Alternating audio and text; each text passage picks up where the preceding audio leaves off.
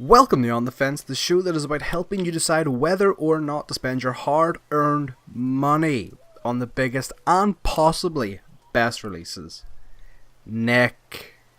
Hans. Boy! Much like my sex life, old meets new. As we are looking at the latest God of War, I can hear you snickering. Fucking hate you so much. We're looking at the latest God of War because it's new, because this is a new format for On the Fence with some sexy new graphics and a sexy new intro and a sexy new logo. And one sexy host. Thank you. And old because we are looking at God of War, which is set in the Viking times. Which is a bit of a stretch, but fuck you. It's not really Viking. I had the joke about old meets new with my sex life, so we're just going to roll with it. So yes, this will be a brand new format for On the Fence, possibly going forward. Essentially, what we're going to do this time is we're actually going to talk over pre-recorded footage recorded by, at this time, Nick. But next time it'll be whoever's taking the lead on the episode. So yes, get ready for some bald, but also hairy, and very, very angry God of War footage. Hans, stop talking about yourself.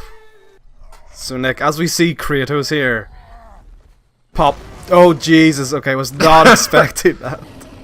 So yes, this is the first clip I recorded, and I wanted to kind of show off. I think it's a good show off of how the combat has radically changed, and kind of just the gameplay in general has radically changed from that old God of War trilogy. Yeah. So this is like now it's over the shoulder instead of like a almost top down, isometric. So it's a lot more pulled in camera. The combat's not as combo driven. It's a lot more kind of weighty and very purposeful is a good way to put it. Like every swing there's a give and take with every swing. Like if you swing, you are leaving yourself open for an attack, so you need to be very purposeful with when you do decide to attack.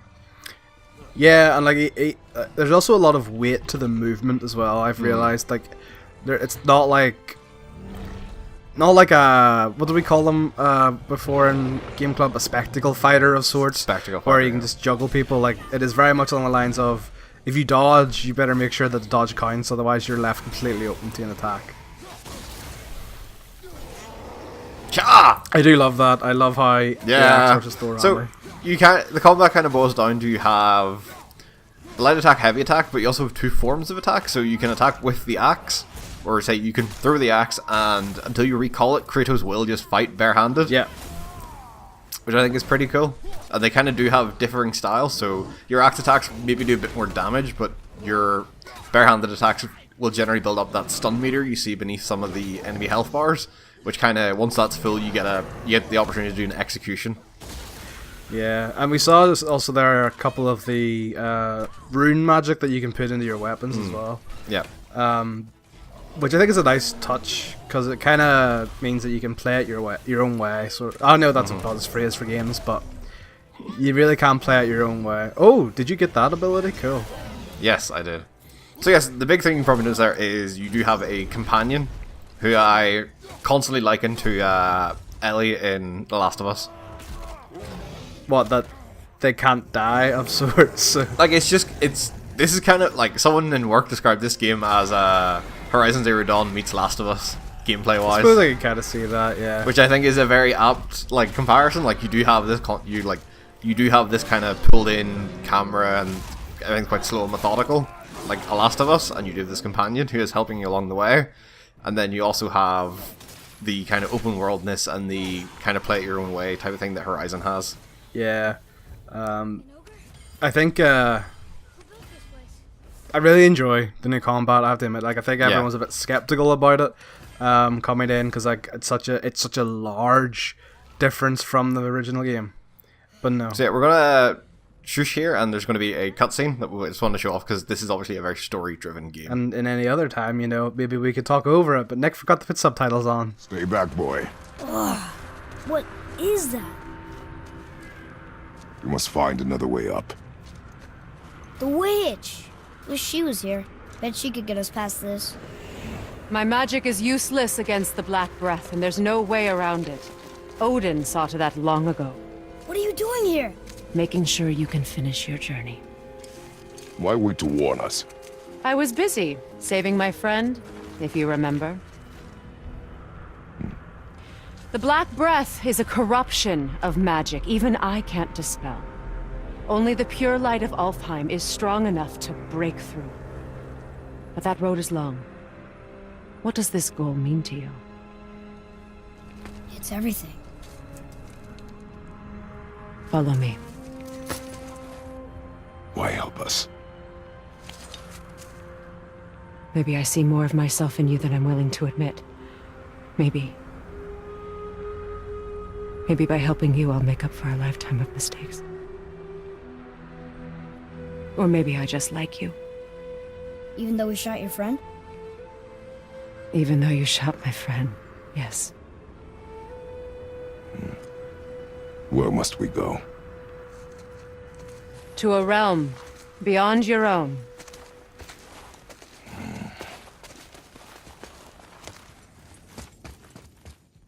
So yes, we're back. So I think it's important to kind of talk about what the story is in this game and kind of how it is.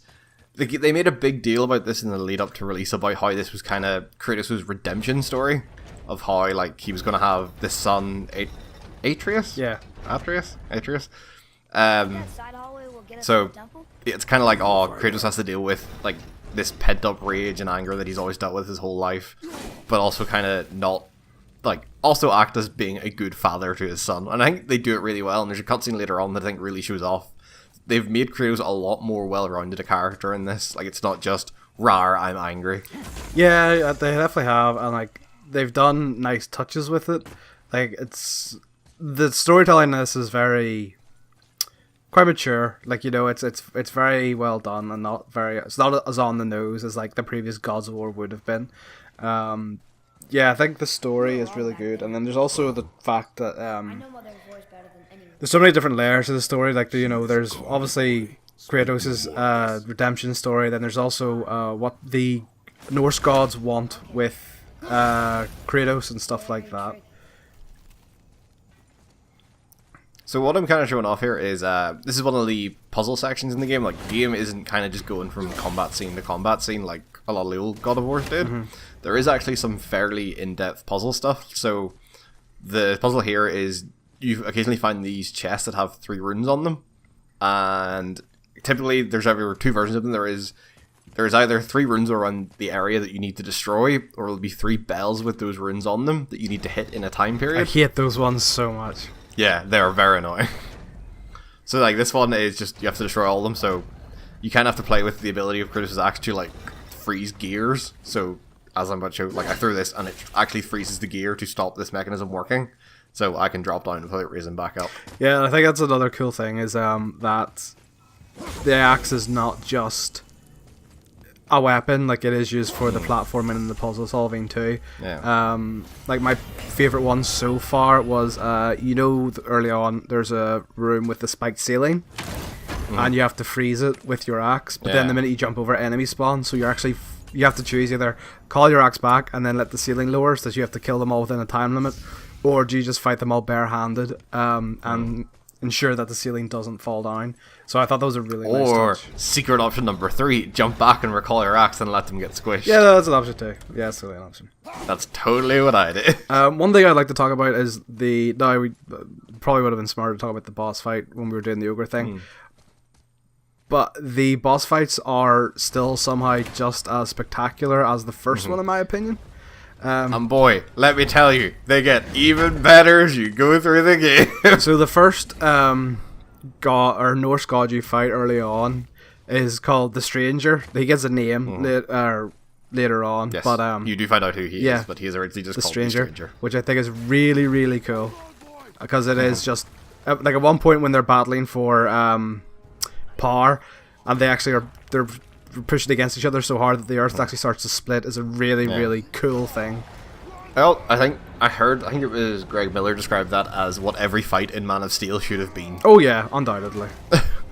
So, I was going to read something. Thinking. So I think this is just another bit of combat, and I think it gets into some of the like skill tree system in this. So, obviously this area looks a bit different, which kind of leads on to the story. There are elements of the story where you, obviously this being set in Norse mythology, you do actually travel to different realms. It's not just kind of Earth. So like this is me traveling to the Elven realm. These are weird looking elves. Yeah.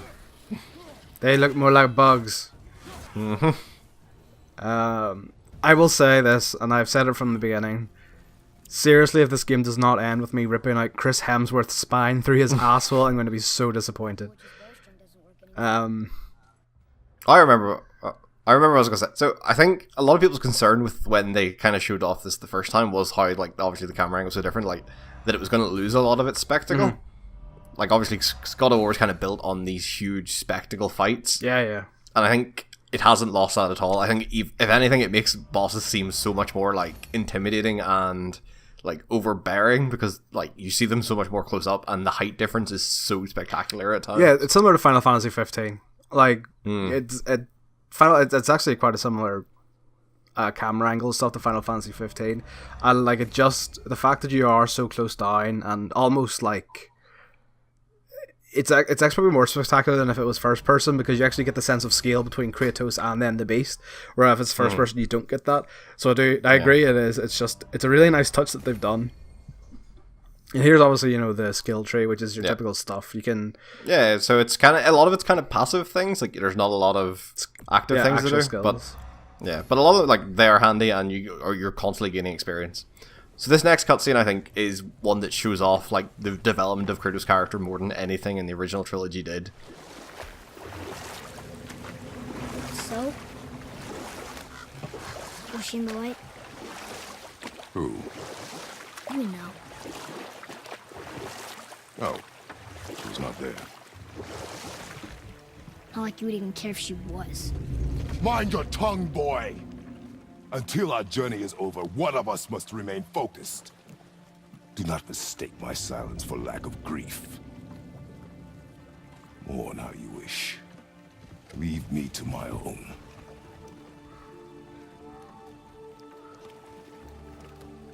I'm sorry. I didn't realize. No. Why would you? You do not know my ways. I know it has not been easy.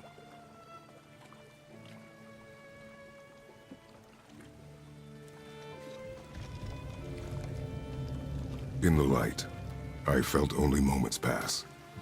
If that is of some comfort to you. That's good to know. Really. So, should we go back to Midgard? Face the Black Breath? Or do you think there's more to see in this realm? So, Nick, I have a question for you. Do you? If I was on the fence about God of War, what would you say to me?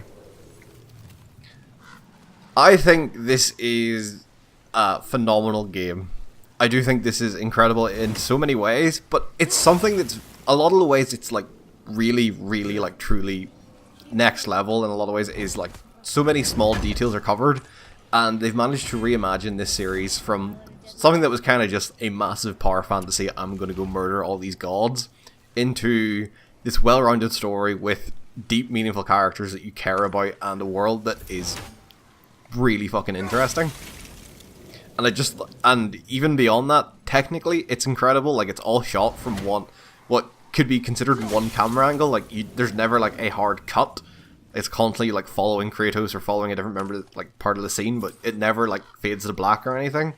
So, like, and it looks incredible, like, and it's never dips in performance. Like, from a technical standpoint, it's incredible. Like, I feel to see how, like, this game isn't one of the best games of this generation already. Yeah, it's like I've played some of it. I haven't played as much as you, but I pretty much agree with you on everything. It's a game I wasn't sure I was going to like, but I have enjoyed it so much since I have started it. I am looking forward to see how the story progresses because the characters are so interesting, and I want to know.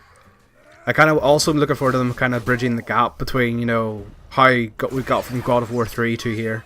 So there's a lot of, I think the story is just interesting in so many aspects. The combat's fun, it's a spectacle. Yeah, this is super, super interesting, and I'm looking forward to playing the rest of it. So, that is God of War. Currently available on PS4 and only PS4. This is an exclusive, ranging from £45 to £50. Thank you very much, Nick. No problem. Boy, Boy! I say, boy. Could you imagine Kratos if he was just Foghorn Leghorn? Oh, you know what I didn't realize? Kratos is totally voiced by Teal'c from Stargate SG-1. Oh my God, yes, that, yeah, I can hear that now. That's it. Because it came up in the opening credits and I was like, oh fuck, that totally is him. Good times.